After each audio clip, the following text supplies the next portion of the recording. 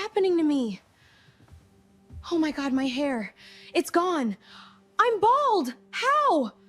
This can't be real! I woke up that morning and something just felt off. The air smelled wrong, bitter, almost metallic. My neck felt strangely light. I touched my skin, sat up slow, confused. Then I turned to the mirror by my dresser. And my heart just dropped. My name is Mara Winley. And if you want to know how I ended up like this, sit down. Let me tell you everything. My hair. My long chestnut hair, waist length, the one I'd been growing carefully for years, was gone. Not trimmed. Uneven chunks hanging anyhow around my ears, some almost reaching my shoulders, some jagged, cut close to my scalp. No, I whispered, jumping up. My legs were shaking as I moved closer to the mirror. I covered my mouth with my hand. On my dresser, right beside my jewelry box, sat the dull silver craft scissors from the kitchen drawer, the ones my mother used for coupons and old receipts. And next to them a sticky note, slapped down like an insult. In my mother's handwriting. You'll still look fine. Focus on your speech for Hallie's big day. Mom. I just stood there, frozen. My pillow still had strands of my hair on it. Dozens of them. Curled like something thrown away. I felt sick to my stomach. That wedding, Hallie's wedding, was supposed to be my moment. The one time I'd finally be seen. I'd picked my navy silk dress myself, paid for it with my own money, planned every single word of my speech. It was never about stealing the spotlight. It was about being respected. About being enough for once. I walked into the kitchen, every step heavy like I was carrying something. My father sat there eating his cereal like nothing happened. He looked up for 1 second and just said, "Oh good. You're up." Didn't even blink at my hair. Then he added, "Less hair makes your face less distracting anyway. The attention's not supposed to be on you." My mother didn't even flinch. She sipped her coffee, scrolled her phone and said casually, "It's Hallie's wedding, Mara. Let her shine." And blinked. They said it like I was trying to steal the sun just by existing. Just by showing up in a dress that fit me well. Just by daring to speak with a clear voice. Let her shine. They'd been singing that song since we were children. Hallie got violin lessons and spa days. Me. Hand-me-downs and lectures about gratitude. Hallie got a graduation trip to Florence. Me, I was told to go and work weekends if I wanted college money. And I did it. I moved out at 19, worked 2 jobs, and I still said yes to her wedding invite. I wanted to believe, just once, we could be a family without anybody playing favorites. But they couldn't even trust me enough to just show up as myself. They gave me tea the night before. "Chamomile to help you sleep," my mother said, and used that time to butcher my hair while I was knocked out. I remembered how groggy I felt, like I was underwater. Now I understood why. My hands were shaking as I picked up my phone. I didn't know who to call, but there was one person I trusted with my whole life. "Becca," I said the moment she picked up. My voice cracked. "Can you come over? Please?" Becca lived 15 minutes away. She came in 10. The moment she stepped in and saw me, she gasped. "They did this to you. On purpose." I nodded, my eyes burning. She didn't speak for a second. Then she exhaled hard and said, "Okay. We're not going to that wedding like this.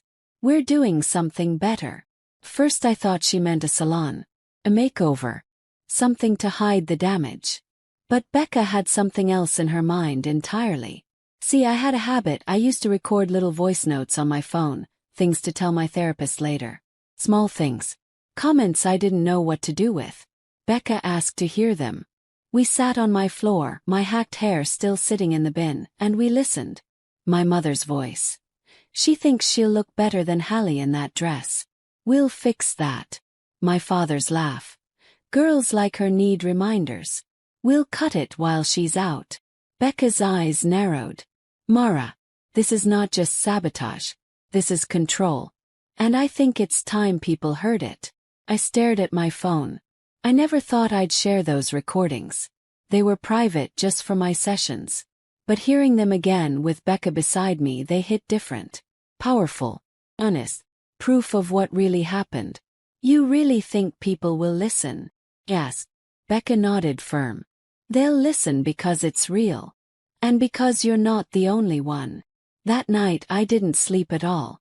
Becca helped me trim the uneven strands into a sleek, sharp bob. It framed my face like armor.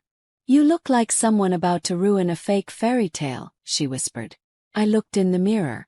My eyes weren't soft anymore. They were steady. In the morning, I put on a black blazer over a deep green dress. Not the silk one they mocked, but something new. Something bold. We got to the vineyard early. The sun was just rising, gold spilling over the hills. The venue was extravagant.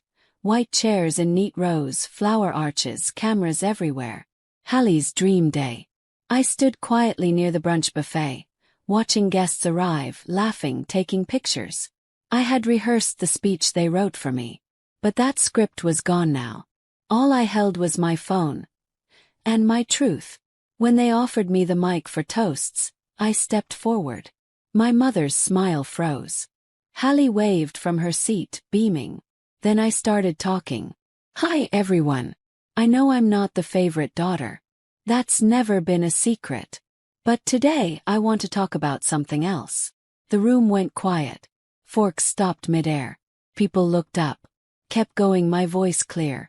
I want to talk about what happens behind the family portraits.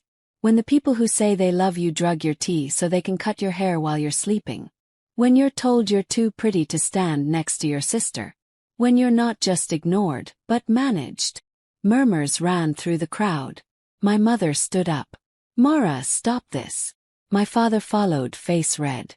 You're embarrassing yourself. But I didn't stop. No, I said. You don't get to silence me anymore. Not after what you did. I pulled out my phone and played the recording. My mother's cold voice filled the air. My father's laughter echoed through the speakers. A gasp rippled through the whole crowd. Hallie looked like she couldn't breathe. One uncle dropped his mimosa. My voice came last on that recording. You taught me shame. Now I'm teaching you consequences. That's when security showed up. My mother was screaming. My father was demanding they cut the mic. Hallie was crying. Not for me, but for her ruined spotlight.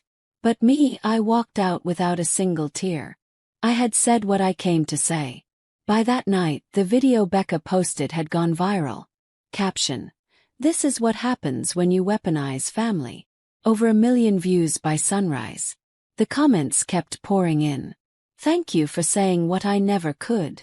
You're a hero. You didn't just crash the wedding, you freed yourself. Celebrities reposted it. Influencers lip-synced my own speech. My voice became a movement. A week later, an editor from a bridal magazine emailed me.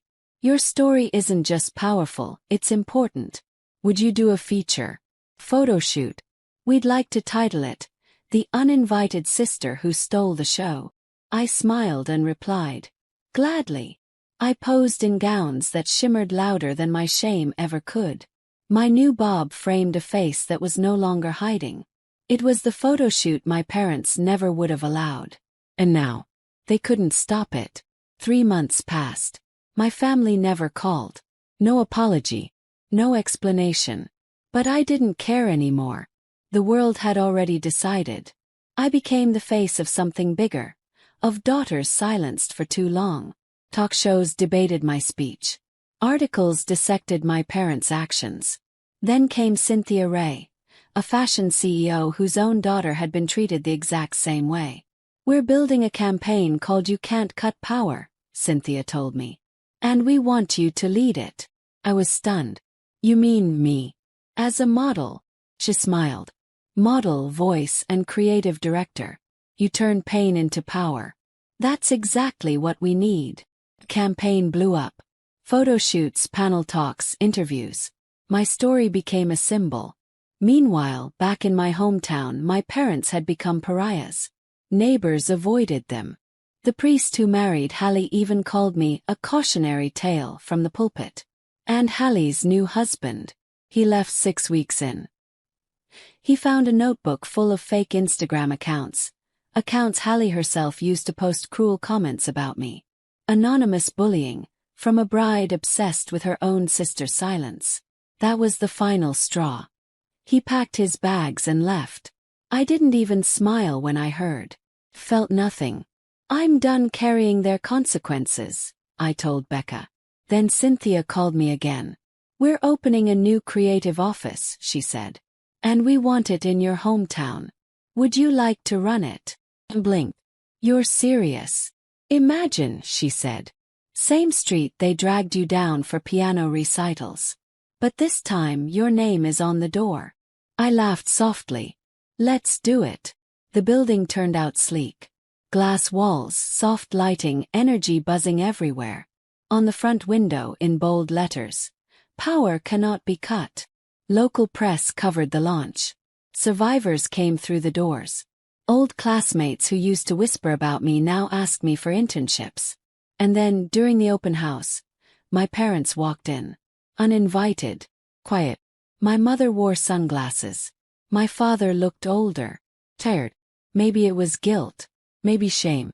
But when they saw me, standing tall at the podium in a tailored white suit, they didn't even recognize me. We're proud of you, my mother said weakly. Smiled. That's funny. You haven't been proud of me since I had braces. My father chuckled, awkward. Families make mistakes. We heal, right? I turned toward the front desk. Would you like to leave a comment card? We take feedback seriously here. They blinked. I continued. If not, I have a full room of people I actually respect, waiting to hear me speak. They just stood there, unsure, like statues in a world that had moved on without them. I didn't need to scream. I didn't need revenge. The building, the brand, the success, those spoke louder than anything I could ever say. As they turned to leave, I called out one last time. By the way, I said, my voice calm. Next time you try to cut a daughter to make another one shine, just remember, scissors dull, but some girls sharpen. They paused. Then they walked out into the street. They never came back. And me. I never needed them to. I had built something stronger than their silence. A life they could never touch. My beauty, my power, my voice. None of it came from their approval. I found it all within myself. And now nobody could ever take it from me. Not with words. Not with shame. Not even with scissors. From that day I never looked back. I had stories to tell, voices to lift up, and girls to remind. Your worth is not negotiable. And your light, it's not up for trimming. Ever again.